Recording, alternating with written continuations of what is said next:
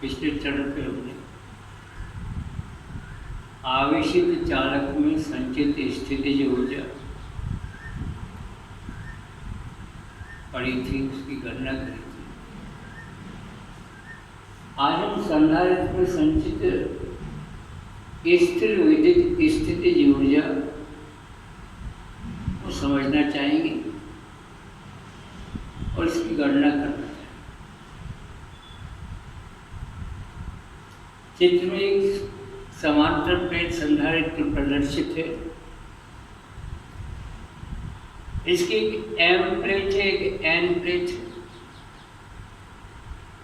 दोनों की आकृतियां बिल्कुल समान है, क्षेत्रफल समान है। दोनों चालक पदार्थ की बनी हुई प्लेटें हैं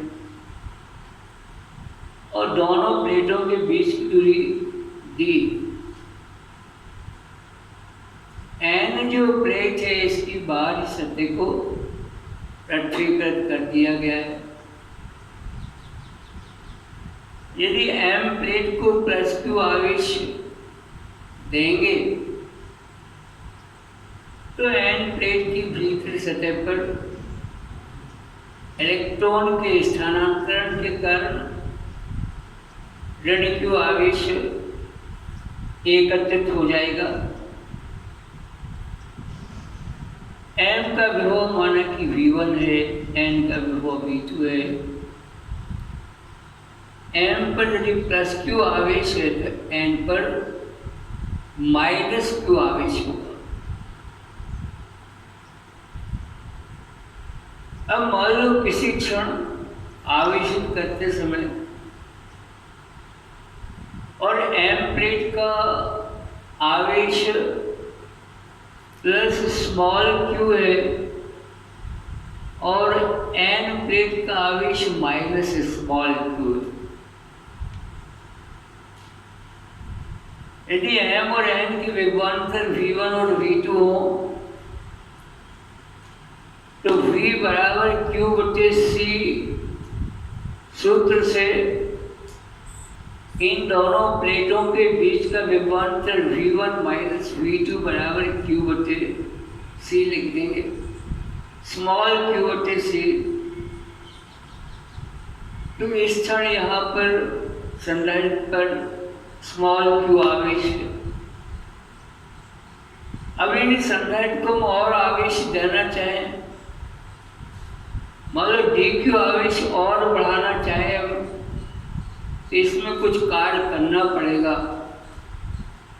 वो जो कार्य होगा तो वो कार्य विभवांतर गुणित उस आवेश के होगा जो आवेश हम संधारित्र को देना चाहते हैं।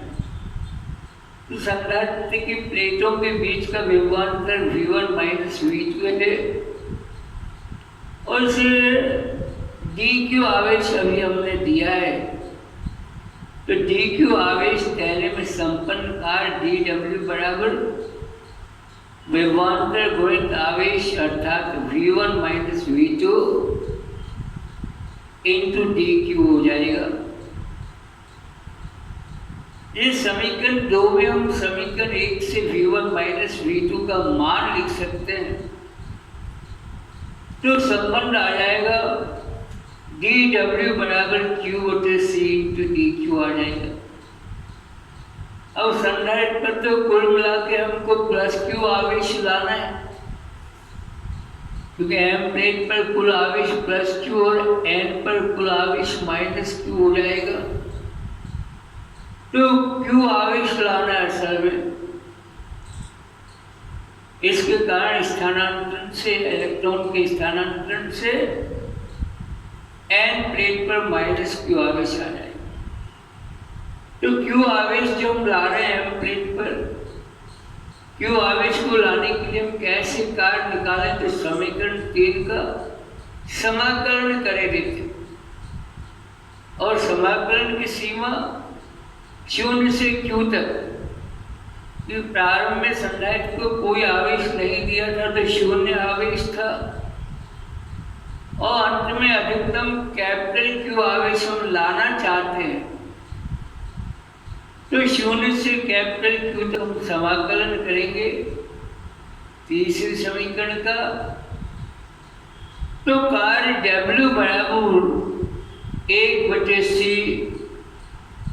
और Q का समाकलन Q dQ का समाकलन Q² हो जाएगा और लिमिट हमने लिख दी बाहर।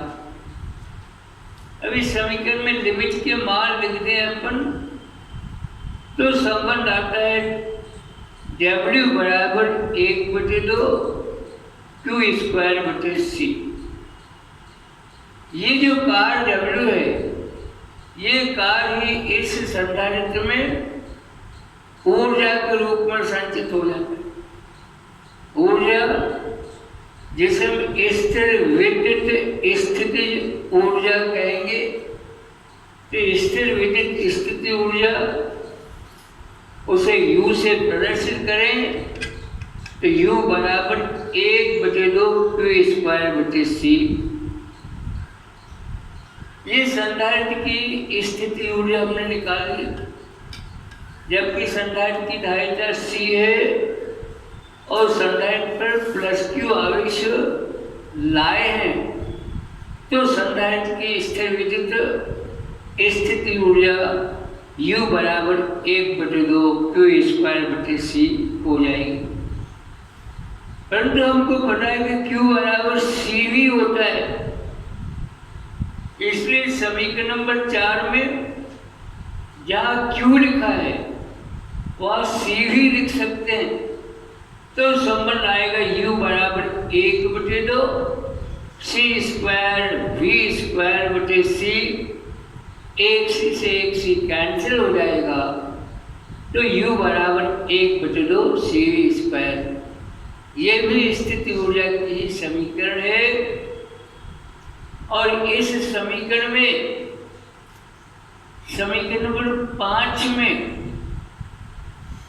यदि C बराबर Q/V लिख दें तो संबंध आ जाएगा संधारित्र की स्थिति ऊर्जा U बराबर 1/2 QV। इस प्रकार से समीकरण नंबर 4, समीकरण 5 और समीकरण 6 संधारित्र की स्थिर विद्युत स्थिति ऊर्जा के व्यंजक।